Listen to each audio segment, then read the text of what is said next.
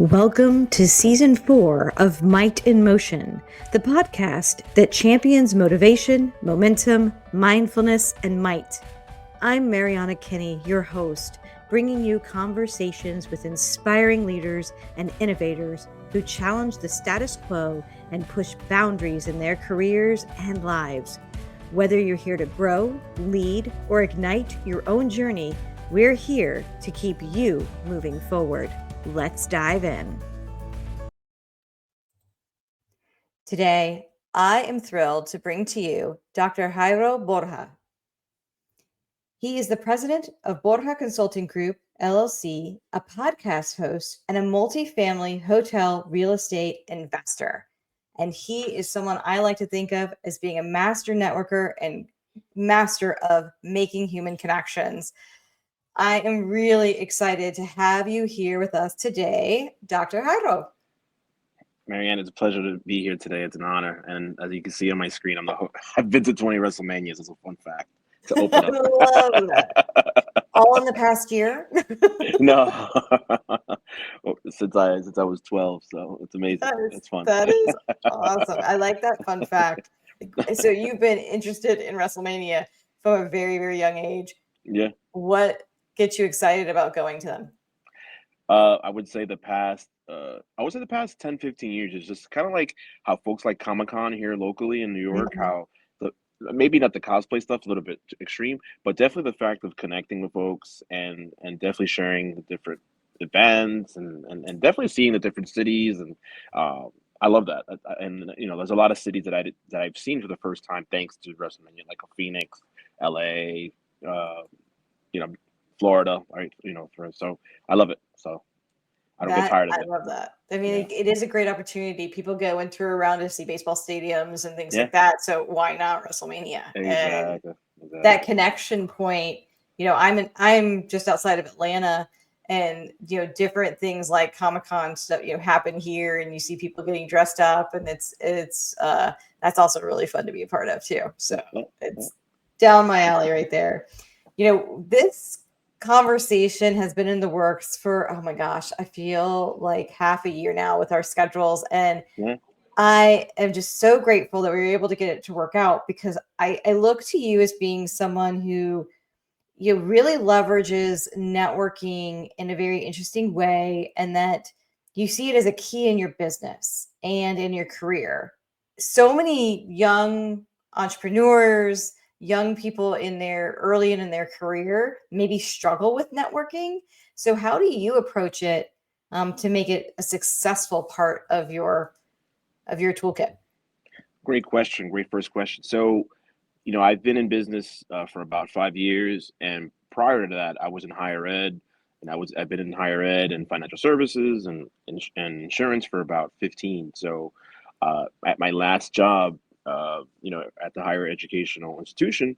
So basically, I had no book of business. So I had to basically build it from scratch, and through trial and error, was able to figure out how to connect with recruiters, HR managers, and owners of different companies, right? So what I did was I basically took what I learned throughout 15 years of being in the workforce and wrote a book, right? Networking Way to Success, right? And I use all those tips in real time. So as an example, being able to go to, being strategic as far as what events you attend, whether it's a networking event, a panel, a summit, right?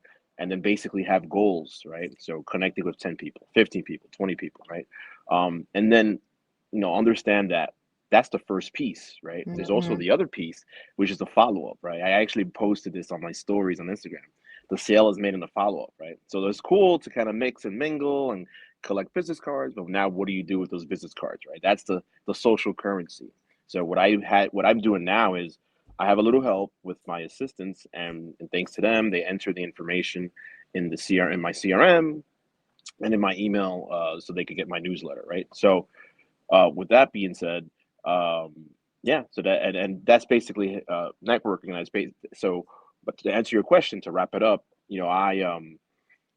I also feel about two things. One, it's about being genuine and making that connection when you meet someone at an event, right?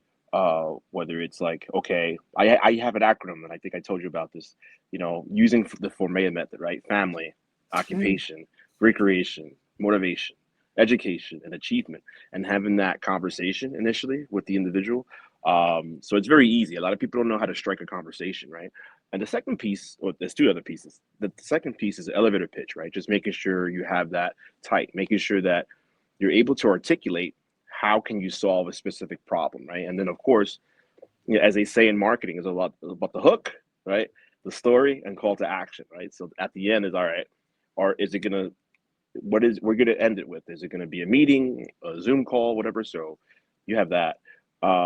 And then the other piece is about building relationships, which is my Mhm. next book. It's all about building those relationships, authentic relationships, and not being very transactional, and seeing how can you add value, right? So people come to me all the time. Do you do you know someone who drives owns a charter bus? I don't know. I mean, what why my answer is always the same.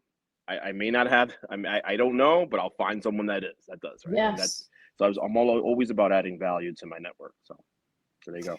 And that value can come in different shapes and forms. Right. So, if you're in, let's say you're in a corporate space, maybe you're not in a sales environment, but you have other business partners across an organization that you serve. And by creating value for others, by being like, oh yeah, I think I know somebody in finance. Let me see if I can connect you to that person.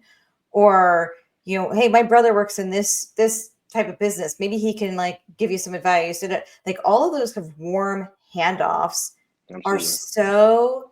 they're much more powerful than I think people realize. Everybody knows someone. It's no longer 7 degrees of Kevin Bacon, right? It's, I mean, it's probably 3 degrees at this point with social media Exactly. and how everybody Exactly. really is truly connected. 100%. 100%. How do you leverage, there's that human connection of when you're in person, you're having that conversation, you learn some of those key things about their family, their occupation, what they're passionate about. How do you harness some of that in the virtual space? Many people are making those networks and connections via something like LinkedIn.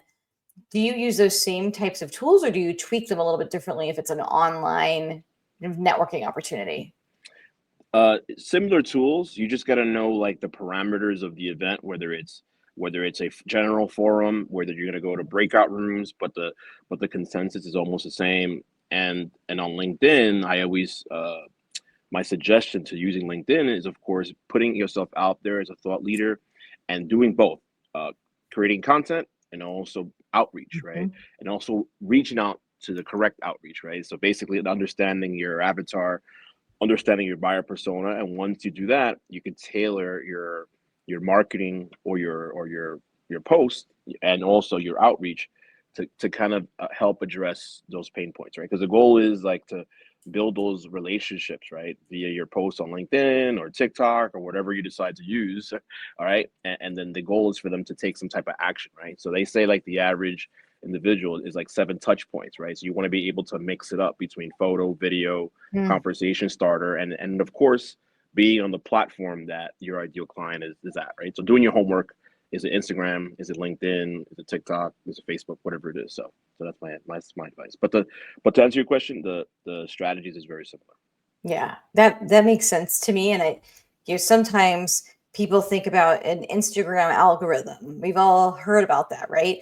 Yeah, There's similar algorithms within things like LinkedIn. And to your point, being consistent, approaching it in different manners, interacting with other people's posts, just like if you were on Instagram, who do you want to network with? Guess what? If you interact with their posts, you're going to be higher up on their feed as well. And so if you're looking for opportunities within certain maybe different companies or different lines of business, it's the same way as if you're going out and getting more sales leads. 100%. You have to also not just about you, but also like you said, interacting with other folks and commenting and liking and sharing and reposting some of their posts. So yeah, absolutely, 100%. Um, you know, we also spoke a few months ago about, leveraging a SWOT analysis. You're in a lot of real estate these days, and I think you mentioned you just closed like a 52 unit one in North Carolina, which is super exciting. Thank you. How do you leverage the SWOT analysis, the strength, weakness, opportunity, and threat to your business that maybe somebody can also leverage that same mindset in their thought processes? Yeah, no, great question. So the strengths and weaknesses are internal. So Mm. understanding your cash flow, understanding your process, understanding your marketing strategy, right? And then of course the weakness, or what I call areas of improvement. So what can you do to kind of turn those areas of improvement into strength, right? So having access to capital, finding a mentor, volunteering, Mm. joining a board, right? So what can you do to turn those areas of improvement into strengths, right? And then the opportunities and threats are external or outside the organization, right? So what can you do to get into new markets, understanding the trends and leveraging technology, right? So right now we're recording this November, end of the year. So AI is a big buzzword, right? A big thing. Open AI, Chat GPT, and I'm sitting here today at a Angeles investors thing, right? So long story short, you have a couple of companies, right, pitching for seed money, and they're all three of them were somehow related to tech, right? So Mhm. basically, leverage taking advantage of that. So so so to answer your question, yeah, it's all about understanding that technology, right? And then the threats is about understanding your competition, understanding your the environment, the economy, and government policies, right? So what do I mean by that? So basically, as an example, from COVID from a few years ago, if you remember, certain restaurants you could only open 50% capacity, 25% capacity, right? So any rules and regulations you should know, so that it may help Mm. or hinder your business, right? So to wrap it up, when it comes to the SWOT, I actually was starting to talk. I was like, what am I talking about? But you're bringing it back. That's all that Yeah, matters. exactly. Bring it back. Exactly. So, understanding your strengths and weaknesses, right? Whether it's internal, right, which is internal, opportunities and threats, Yeah. which is external, and you can use that exercise either as an individual, as an Mhm. or as an organization. Right? And once you kind of do that, then you could kind of pivot and understand. Okay, I need to go this way or that way in order to move forward with my business. So Yeah, I like that thought process of um, using it as an organization. yeah, So many times I like to leverage the process of a stop, start, keep, right? And which is great because is there fat that you can cut off? Are there things that you're doing as a team that just is not adding value? Versus like things that you might want to keep but improve, and so I think this is an interesting spin of saying, as an organization, what is the team's strengths, what are our weaknesses, what are those blind spots? So when you're thinking about things like hiring, what gap are you trying to fill within your organization? When you're talking about threats or opportunities, those external, new markets, new technology, trends. are there people that you can bring in to help educate, train, and get people visibility to what those different threats might be? I think that's a very interesting, way to approach it when you think of a SWOT analysis for an organization. No, thank you for that. I've been teaching it for a while, and I use it in my everyday business, so it comes easy at this Yeah, point. good job. Thank you. I'm excited about your second book. It's coming out probably right around the time that of this recording is going to launch. So in kind of near the end of Q1 of 2025, and it's all about building relationships and being authentic. We talked about how you add value to others. What's like maybe one big tip from that book that people can look forward to when they get it and they read it?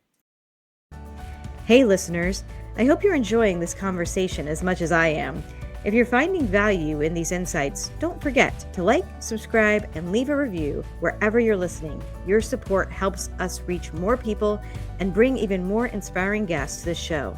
Let's keep building this incredible community together.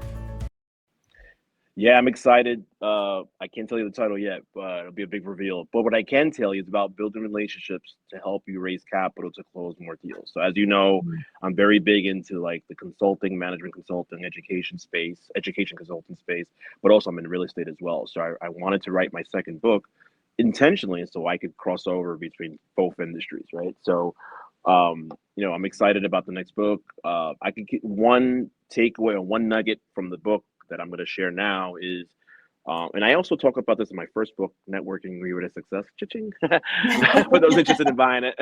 But I discuss like in detail more, creating your board or having your board, right? So Mm, especially as an entrepreneur, having your go-to attorney, your CPA, financial advisor, insurance agent, banker, because as you grow, you're gonna, you have to pay mhm, taxes, or as you have money, how can you optimize, tax strategies or tax benefits, or working with a financial advisor to give you the most bang for your buck, right? Or when it comes to time to working, needing access to capital, like one of my mentors says the best time to look for money is when you don't need it the most, right? So when your credit is almost 800, when everything is good, have that line of credit available so that if things do hit the fan a little bit, mhm, you'll be able to tap into the line of credit until things stabilize, right? So mhm.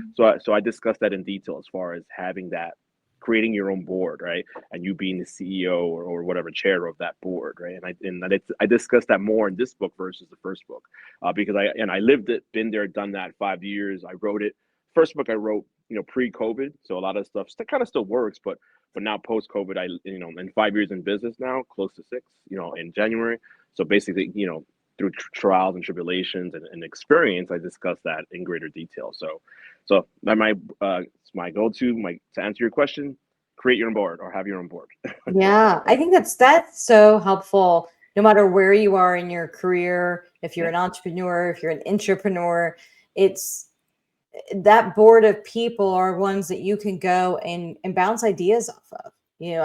I have people that I would sometimes call and say, "Hey, I wrote this email. Will you please read it for me because I might be coming off a little way too harsh, or maybe I'm not harsh enough." And have somebody like would check me and be like, "Okay, no, you need to dial it back. You're about to get fired if you send it right." So there's just things that you can leverage, different roles, different people in your circle that I think can really, really help you elevate your career, elevate your company. So if you own your own company, having those other resources and people that you can look up to as a mentor, maybe they've been there, done that's really critical. 100%. If it's a good problem if you have to talk to your accountant about end of the For sure. year, yeah, information, or talking to a banker. Hey, it's a good problem that you need access to capital. But I agree with you. It's 100%. You have to build those.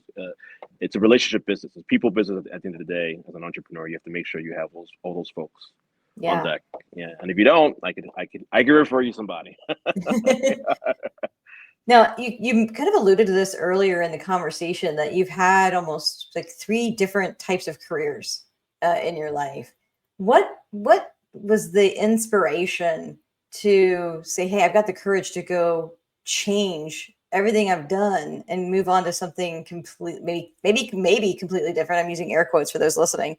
Maybe not. There's a common thread there, but what made you make some of those changes in your path? Yeah, I definitely think at the end of the day, like kind of like I my doctorate was getting my doctorate. So I wrapped up my doctorate March of 2019. So I was, it gave me the opportunity to say, hey, let me try this entrepreneurship, dive in head first. Did I have a plan? I think going back, I probably would have had a better plan, which is why I seek mentors today, and I have mentorship now, and now I'm kind of stabilized. So, but yeah, but I think having a doctorate allowed me to have that fallback. So if Mm, I did crash and burn in entrepreneurship, I probably at least would have had the opportunity to teach full time at a higher educational institution. So that was kind of like my inspiration or reason to kind of dive into entrepreneurship. I always had an entrepreneurship spirit. My grandmother, rest in peace, kind of like had her W-2, but also had her side hustle of yeah. selling dresses, and actually had a boutique for a long time as well. So I always had that spirit from my dad's side. But yeah, that was my motivation. I always wanted to dive into it. I always wanted to try it, be my own boss, as they say, and Mhm. and then if it didn't work, worst case scenario, I always had that fallback. So that gave me the courage to kind of move forward, having that doctoral degree. How did like what you did in higher education and couple that with getting your doctorate, what skills did that give you as an entrepreneur that maybe sets you apart from other entrepreneurs? Nah, yeah, kind of you alluded to it earlier. I was kind of like an intrapreneur. I basically ran my department, kind of like it was my own business, right? Where I had budget, I had a Mhm. budget, I had forecasting I had to do, and I had goals that I had to meet. I was managing people. So I learned a lot of those leadership skills early on, right? How to manage people, how to do reviews, how to give feedback. And I never waited till the review to kind of give feedback. I would give feedback on an ongoing basis so that in real time I would give that feedback and not wait till the end of the year, right? So so that's that. And so being an entrepreneur within a specific department, and of course, all those skills that I acquired in the networking skills and being able to collect those business cards, entering them in our CRM, being able to iron out a follow up process, and thanks to that, I was able to to help out students get internships, get jobs, and of course Yeah. have a lot of corporate partnerships with the higher educational institution itself. So Yeah, that's awesome. If yeah. you could go back 10 years and talk to yourself 10 years ago, what advice would you like mentor, if you will, your younger self? Great question. I like that question a lot. I would just say stay the course as far as a Mm. doctorate, but I probably would have said, look, find a mentor with a specific business that's been there, done that, has so that you this way you don't have to crash and burn and through trial and error find the business. So I probably would have done that. I probably would have found the mentor a lot earlier Mm. than than now, right? So that's my only advice I would give myself. But everything else, I have no regrets. Some things I say, ooh, I don't think I should have said that, or I don't know if I should have done that. But I live with no regrets. But that's the only one thing I probably would have just gave myself early advice: find a mentor and find a specific business that solves a specific problem a lot earlier, right? Like I'll Hmm. give an example. Like shout out to Mike Ely, my real estate mentor. I found him earlier this year, and he's been there, done that. Went broke. Uh, got we're successful, broke, and then successful, broke, successful. So but he's good, he's in a good place now. But long story short, he was able to mentor me, introduce me to a community, and I have any questions I could always text him at any time. And thanks to that mentorship, thanks to that community that he's built, I've been able to be successful in not just the 52 unit but be a general partner on a 48 unit as well recently. So Yeah. yeah, so if I would have it was if I was able to find a mentor, if I would have had a mentor early on for my Borja Consulting business, I probably would have be 3 times ahead of where I need to be. So the Yeah. mentorship is very important. How do you determine whether or not, like, who to lean into as a mentor? Yeah, there's formal programs for mentorship, there's Hmm. informal programs for mentorship. So I would say, for those that are informal, you could always reach out on LinkedIn, leverage your alumni network as well. I Mm. teach that as well in my course. So, for example, if you went to like whether it's Ivy League or a well-known school, whatever it is. So like as an example, I'll use Rutgers as an example, right? So and I talk about him as well, Jorge Cabrera, shout out to him. So he's a former president of the Rutgers Rutgers Alumni Association, right? Mhm. I think for the business school, I believe. So that alumni association has 40,000 alumni alone, right? So I always give advice. You could always leverage your alumni network for Yeah. mentorship or a client or a referral partner. Um, you know, Out of those 40,000, one of them, at least one, right, could be a potential sponsor partner. So I would say, yeah, leverage your alumni network. So I love that. yeah, That's how I got one of my board members. So yeah, exactly. I participated in an alumni group and was on a Yeah. board with other people, and that's how I met my now financial advisor, and she's been my advisor for There you probably, go. I There don't you even go. know, 9 years, 7 years, long time. Yep. And but we didn't, even though we both graduated from the same school, our paths didn't cross while at school. Right. Right. So to your point, when you go and you spend some of that volunteer time and you go and Yeah. you pour back in, Yeah. other opportunities come back to you, which I think is Uh, very exciting. yeah. Yep. And I talk about him. I talk about the alumni example in my book as well, which is coming out in next year. Nice. Oh, I can't Yeah. wait for it to come Yeah. out. I'm very excited for you. Thank you. Thank Now, you. I know people are listening or watching, and they're very excited about what you've got going on. They're intrigued. Maybe they want a little bit more, know a little bit more about what you teach. They're interested in your books, or maybe even learning more about real estate. What's the best way for people to connect with you? The best way to connect with me, either as looking to invest passively in real estate or looking to looking for mentorship actively in real estate, you can always reach out to me via LinkedIn. I'm at Dr. Jairo Borja. And if you're looking for mentorship or coaching when it comes to helping your business scale, when it comes to a process, as far as understanding, if you're struggling with your sales, if you're struggling with your process, or if you want to help your team, network your way to success, take them to the next level, they could reach out to me on LinkedIn as well. So at Dr. Jairo Borja. Awesome. And that will be dropped in the show notes as well, to make sure it's an easy, quick link for people to hit on. So thank you again for your time today. Everybody knows I love taking my notes. We were talking a little bit about AI earlier, Yeah. and AI is my pen. Yeah. But some of the things I wrote down, was around how you had to build your own book of business, and you learned that through your time in higher ed, and it Yeah. actually drove you to write your first book about that experience. With Yeah. one of those key points is you have to follow up. It doesn't, even if you just get somebody's business card or you connect on LinkedIn, if you don't take any action, there will be no reaction. You want to make sure that you're Exactly. going in and you're making that connection. And that networking could be in real life, like what you're doing right now, or it could be an online event. It's the same thing. If you are doing a lot of networking online, make sure you're not just doing it in one way. You're creating content. It might be videos, pictures, you're contributing to articles, all those things where you're addressing pain points. And that's going to help open up doors that maybe you didn't know about before.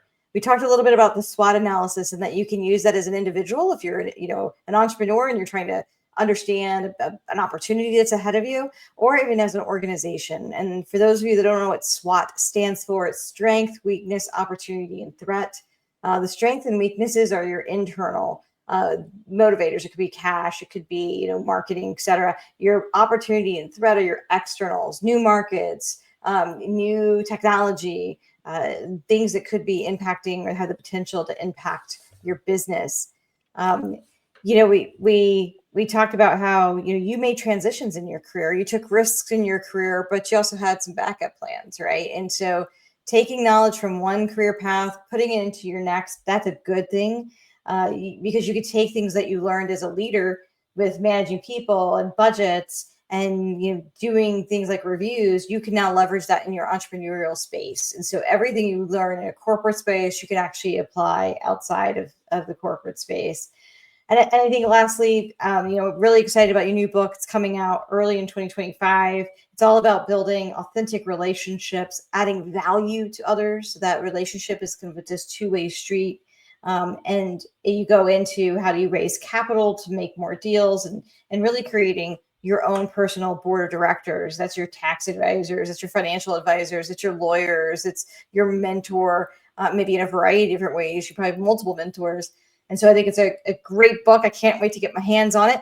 And I hope that everybody else got just as many nuggets as I did, if not more, today. Thank you for having me. It's an honor to be here. And I'm glad after 6 months, we made it happen. I agree. Thank you again. And for everybody listening, don't forget, subscribe, like, comment, share, review, all the things, and have a great day. Thank you for tuning in to this episode of Might in Motion. Remember, every step forward counts, and the power to create momentum starts with you. If you enjoyed today's conversation, please subscribe, share, and leave us a review. It makes a huge difference. Until next time, stay inspired, stay mindful, and keep moving with might.